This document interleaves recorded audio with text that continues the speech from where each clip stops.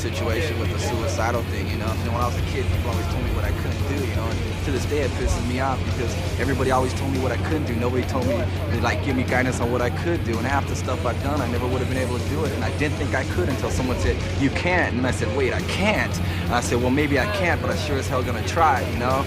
And that's the whole reason why we're here right now, you know. We started off on our kitchen. The first time when we were playing, people were, what are you gonna do that? No one's gonna like what you're doing. It's like, okay, well, if we're wasting our time, let us waste it. You worry about your time. Sometimes you gotta fight with your fist, sometimes you gotta fight with your mind. And that's the whole reason why we're here right now, you know. Hello and welcome once again. La, la, la, la, la. It's me, Miss D, your host for Filler Metal Selection. All right, guys. As always, please like, subscribe, help me out a little bit. All right, today we're going to talk about some filler metal selection. Okay, this lecture is a little bit more towards SMAW electrodes, but there's also a lot of information on other types of electrodes, so we're going to have to break it down a little bit, so stay tuned for more than one part. Okie dokie, let's get this show on the road. Well, if the road would keep showing. All right, so we're going to understand each type of filler metal better, how to select the best filler metal for a job, and how filler metal comes, whether it's in a rod or a roll, what the prefixes and suffixes means, and how to use the numbering system. Okay, so let's get started. Manufacturers of filler metals can use a variety of identification systems. Manufacturers can even have their own trade names, numbering systems, and color coding, or a combination of methods to identify filler metal. So the most widely used identification numbering system is the one developed by AWS, the American Welding Society. So there are also other systems by ASTM and AISI, and they're more commonly used in Europe. And NEMA also has a system of colored dots. Different manufacturers give different information in regards to the filler metal, but manufacturers must give an MSDS or an SDS about the filler metal and the hazards that are involved with each filler. So usually there's a mix of different information. Most manufacturers nowadays give an operating condition, and they give the Sharpie V notch, the tensile strength, the welding current, and any special procedures that need to be done to use that particular filler metal. So what is all this information and what in the world do I do with it?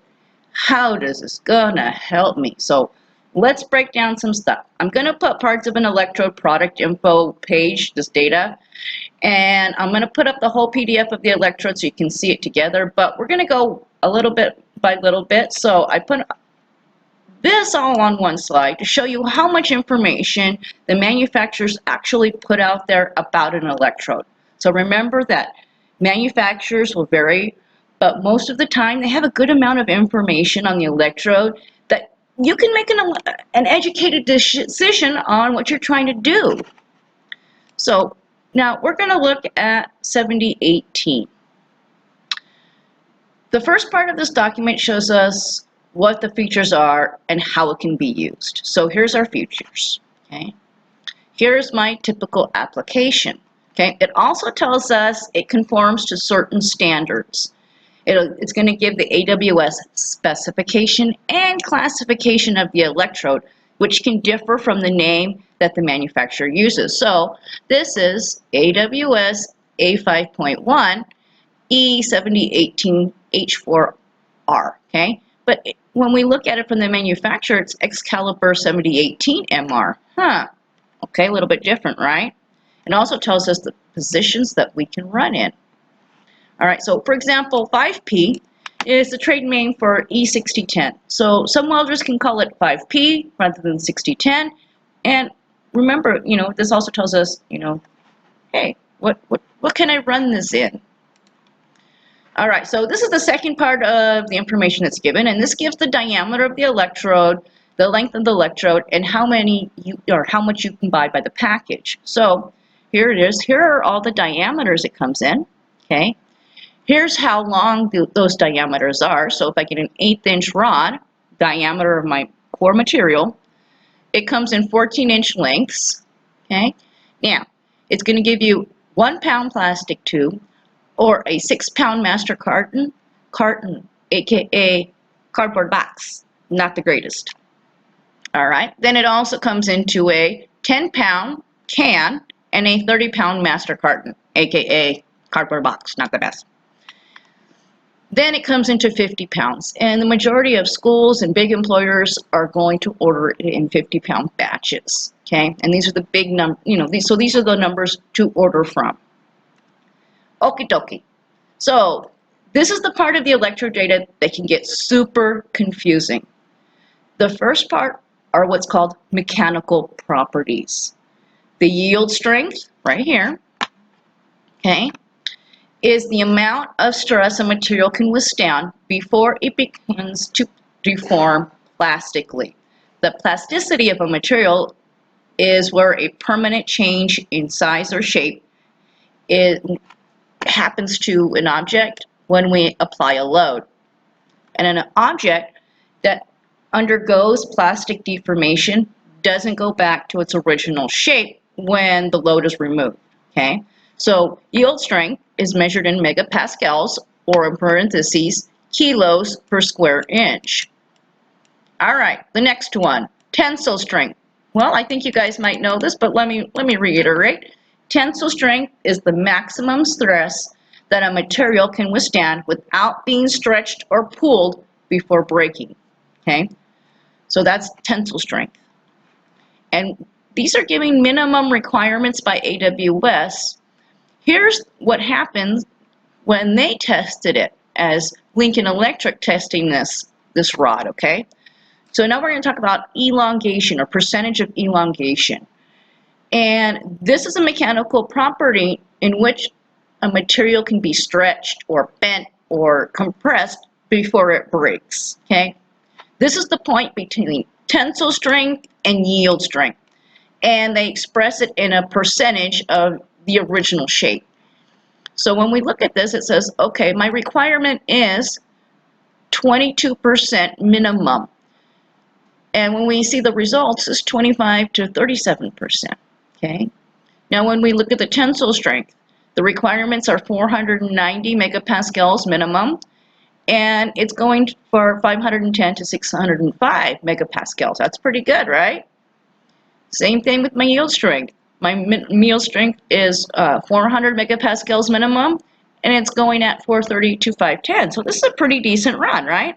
Now the last one is called the Sharpie V-notch. And this is a test that's done to see the toughness of a metal at a particular temperature, or I should say a material at a particular temperature. In order for the electrode to be qualified under a particular classification, it must have particular requirements of the deposit or the weld. Okay, so here is my deposit composition. Okay, we're going to show how much in percentage of each alloying material. Alloying material is what they add. Okay, so the first one is carbon, C. Carbon makes the weld strong, but too much and it becomes brittle. Okay, so here's my carbon. So it's telling me the maximum amounts of these materials. Okay, manganese, Mn. This is a deoxidizer, and it's added to neutralize the effects of sulfur and prevent the oxygen from contaminating the molten metal. Okay, next one, silicon, Si. This is also a deoxidizer, and it's added to provide a good weld metal fluidity. Okay, so if you see silicon in things, we know that the puddle is going to be fluid. The bead, the more fluid the weld bead will be with the more silicon. Okay, phosphorus, or P. This is also used as a deoxidizer and a reducing agent that can reduce cuprous oxide, which can harm our weld. Okay, now this type of electrode doesn't use clays or asbestos or cellulose, and with other materials that combine with water. So sodium's used to ensure that it has the least possible content of hydrogen. It also helps provide the highest level of ductility, or ability to bend, in the deposits.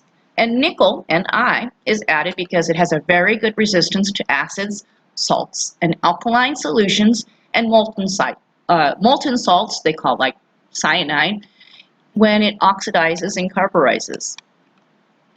Chromium, or Cr, this provides more corrosion resistance. MO, or molybdenum, it provides high temperature strength and increases corrosion resistance. Vanadium, or V, this helps prevent cracking. So here's all of the things that are in it. Now it says, hey, this is how much together we can have. We can only have 1.75% all together with all of these added items. So how much magnesium, or I should say manganese, nickel, chromium, molybdenum, and vanadium are in the weld together by percentage. So we're going to add all of these up together, and if it exceeds that, we're in trouble. Okay, the last is right here, diffusible hydrogen. Well, hydrogen in welds leads to cracking, so we need to understand how much is in there and whether we're going to get a good weld. The operating procedures are the requirements. This is this next one. This is important. This shows us the polarity that the electrode can be used in and should be welded in. It also shows amperage ranges for particular diameters. So industry standard for a stick electrode is an 1/8 inch. So for DC plus, I want to run it between 90 and 160 amps. If I'm using AC, 100 to 160 amps. Pretty cool, right? So it's giving me more information about what I might need. All right, so when we talk about the tensile strength, the yield point, elongation, and Sharpie V-notch, we're talking about the mechanical information. What happens when I put a weld down, and what is it going to look like? So the chemical analysis, this is what we were talking about earlier. Here's all of the things that can be in there, and it affects the material that I am adding it to. So regardless if it's a 70-18 rod or a 60-10 or anything like that, they're going to tell us what's in it so we can make a better idea of what we want. Carbon equivalent, CE. Well, as an inspector, and I was going to go take my test to be an inspector, and I remember seeing this, and it's called CE, carbon equivalent, and you had to add up all these things and do a huge formula, and it really scares you, and now when you look at it, you're like, oh, ha, ha, ha. So really, don't let this scare you. What it is carbon equivalent tells the user how much carbon is in the electrode and how easy it's going to be to weld, and some of the implications that can happen. Remember, carbon can make a weld strong, but too much can make it brittle. So in this way, we can see if we may need to adjust the welding procedure with the type of how much carbon's in it. Oh, come back. All right, so here it is. So when we look at the carbon equivalent, carbon is going to be affected in this area here in my heat affected zone. So I want to make sure I understand how much carbon is in there. Stay tuned for another part. Weld the world. Weld the world.